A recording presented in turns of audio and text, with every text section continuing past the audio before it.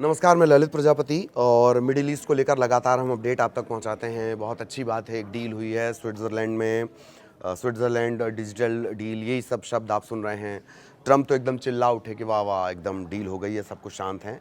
लेकिन ऐसा लगता है कि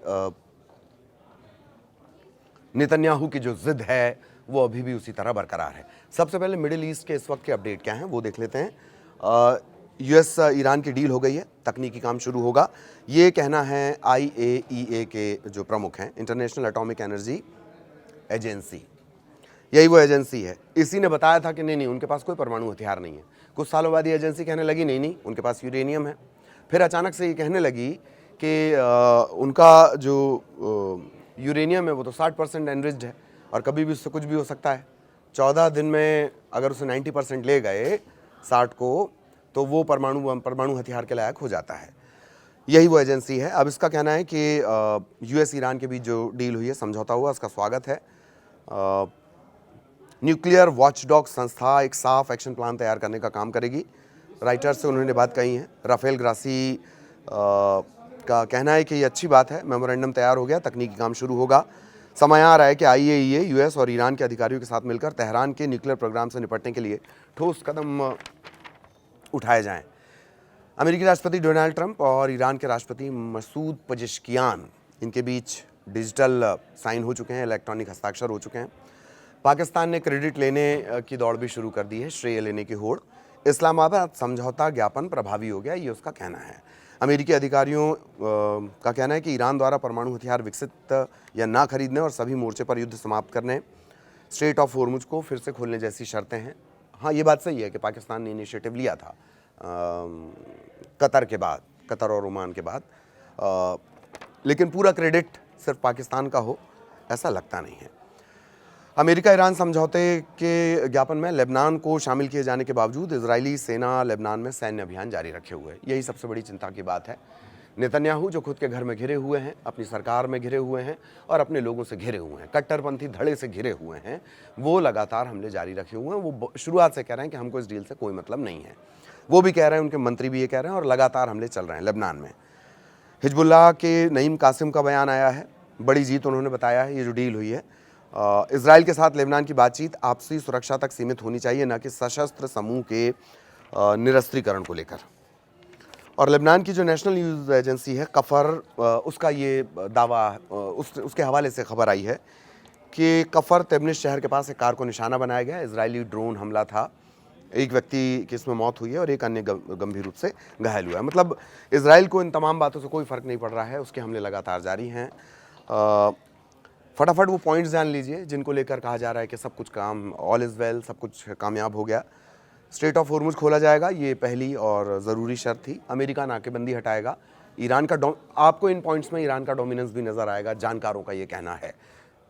ईरान का डोमिनेंस आपको नज़र आएगा, जानकारों का ये कहना है। एक बात। दूसरी बात, बार बार ये कहा जा रहा है, जो ट्रंप की पार्टी है रिपब्लिकन, उसके ही लोग ये सवाल उठा रहे हैं कि वो साफ साफ खुलकर, ये जो अलग अलग हवाले से आ रहा है, कोई 14 पॉइंट बता रहा है, कोई 10 पॉइंट बता रहा है, कोई 9 पॉइंट बता रहा है, साफ साफ खुलकर ट्रंप वो दस्तावेज़, वो MOU, वो मेमोरेंडम ऑफ अंडरस्टैंडिंग क्यों नहीं दिखाते हैं जो इस डील का लब्बो-लुआब है, क्यों नहीं दिखाते हैं? ट्रंप अपने घर में घिरे हुए हैं।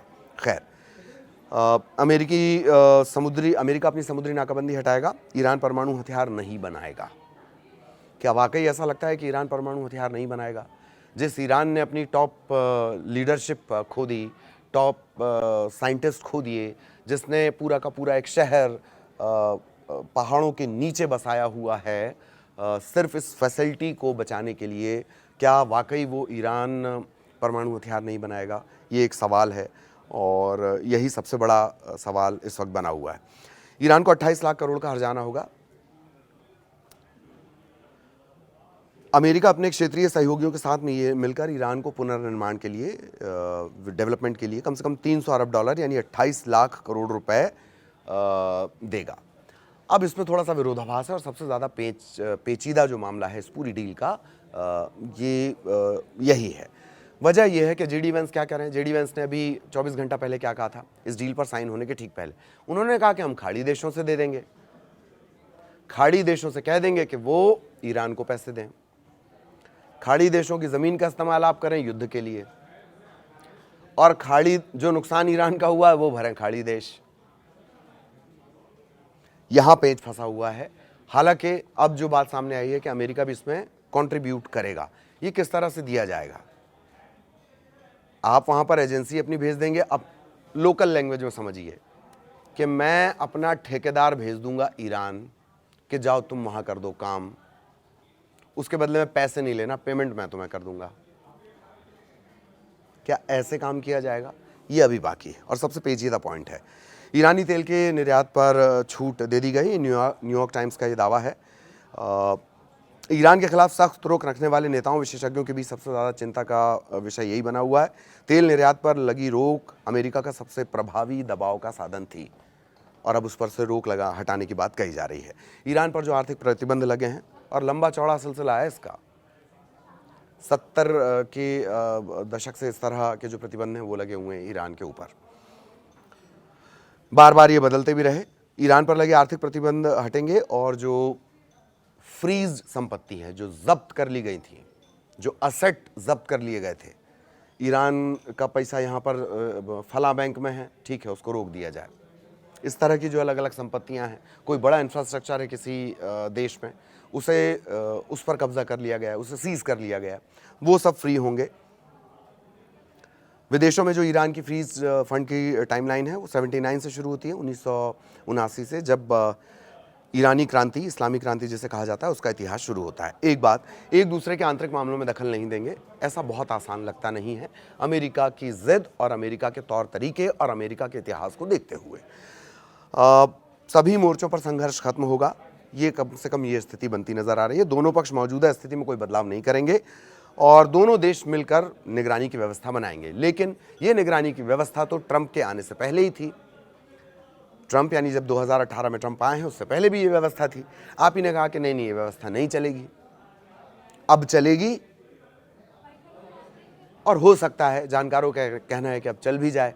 जिस ईरान को आधा घंटे में निपटा देना था, उसने 100 दिन से ज़्यादा इस जंग को खींच लिया। तो दोनों देश मिलकर एक निगरानी की व्यवस्था बनाएंगे। तुरंत सभी मुद्दों पर बातचीत शुरू नहीं होगी, अभी थोड़ा सा होल्ड करेंगे, बहुत दिन हो गए हैं, वही तनाव आ रहा है सबके ऊपर, तो थोड़ा होल्ड करेंगे, फिर उसके बाद बातचीत का सिलसिला शुरू करेंगे। 60 दिनों में अंतिम समझौते का टारगेट है, और इसे बढ़ाया भी जा सकता है, इसकी कोई बंदिश नहीं है कि 60 दिन यानी 2 महीने ये रहेगा। अंतिम समझौते को UNSC, संयुक्त राष्ट्र सुरक्षा परिषद, उसके ज़रिए मंजूरी दी जाएगी। ये वो पॉइंट है जो दिखाता है कि ईरान की बात चली है।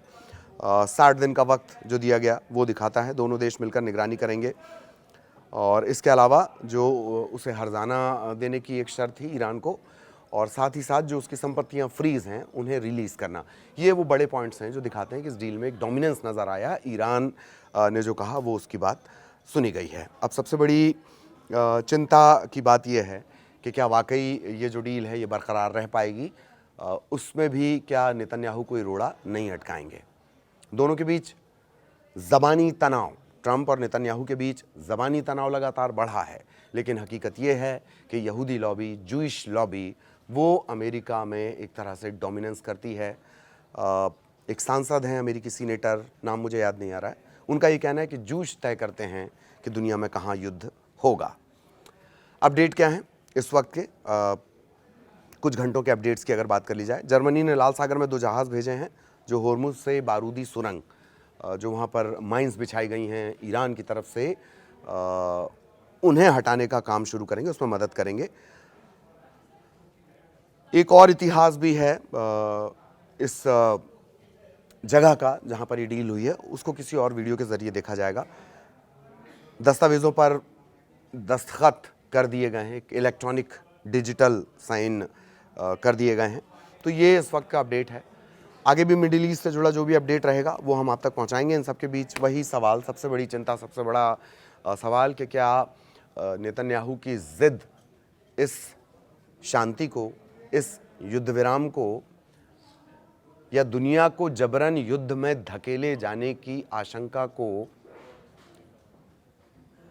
उसी तरह से बनाए रखेगी, या नेतन्याहू पीछे हटेंगे, ख़ास तौर पर लेबनान को लेकर। ईरान को लेकर तो हट गए हैं, लेबनान को लेकर नहीं हट रहे हैं। ईरान का मेन पॉइंट ये भी है कि लेबनान भी इसमें शामिल होगा, ये जो शांति का मसौदा तैयार किया गया है। आगे भी अपडेट आप तक पहुंचाएंगे। नमस्कार।